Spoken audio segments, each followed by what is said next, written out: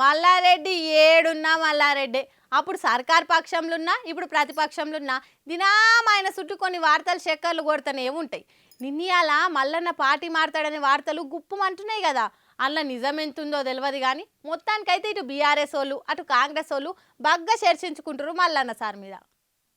దందా చేసుకునేటోళ్లకు చేతిలో political power ఉంటేనే పనులు మంచిగా అవుతాయి. ఎమ్మెల్యేనో ఎంపో అయినంత మాత్రాన పని కుదరదు. ఉంటే అధికారంలో ఉన్న పార్టీలనే ఉండాలి. సీఎంకు మంత్రులకు దగ్గరుండి పని చేసుకోవాలి. ఇప్పుడు బీఆర్ఎస్లోకి వెళ్ళి జంపింగ్ జపాంగ్లు అవుతున్న వాళ్ళంతా ఈ లెక్కలకే వస్తురు. ఏమో శాన్ రోజుల సందైతే మన మాజీ మంత్రి మల్లారెడ్డి సార్ మీద పెద్ద చర్చనే జరుగుతుంది. దానికి బలం వచ్చేటట్లు మల్లారెడ్డి ఆయన అల్లుడు కాంగ్రెస్ లతోని ములాఖత్ అయినరట. సీఎం సలహాదారుడు వేం నరేంద్ర రెడ్డితోని ములాఖత్ అయితే అది డైరెక్ట్ సీఎం తోనే భేటీ అయినట్లే. అంటే వాళ్ళిద్దరి నడుమ బాండింగు అట్లున్నదన్నమాట. కాంగ్రెస్ లోకి పోయేటట్లుండు కాబట్టి ఈ చర్చలు అనే ప్రచారం బాగా జరుగుతున్నది. ఇక దీని మీద కేటీఆర్ సార్ కూడా మస్తు సీరియస్ అయ్యిండు. 2 సార్లు మంత్రి పదవి ఇచ్చి మర్యాద చేస్తే ఇదేనా నువ్వు ఇచ్చే గిఫ్ట్ అని గుస్సా అయ్యిండు. అయితే మల్లారెడ్డిని ఎట్టి పరిస్థితుల్లో కాంగ్రెస్ లకు తీసుకోవద్దని కాంగ్రెస్ వాళ్ళంతా ఒకటై తీర్మానం చేసిండ్రట.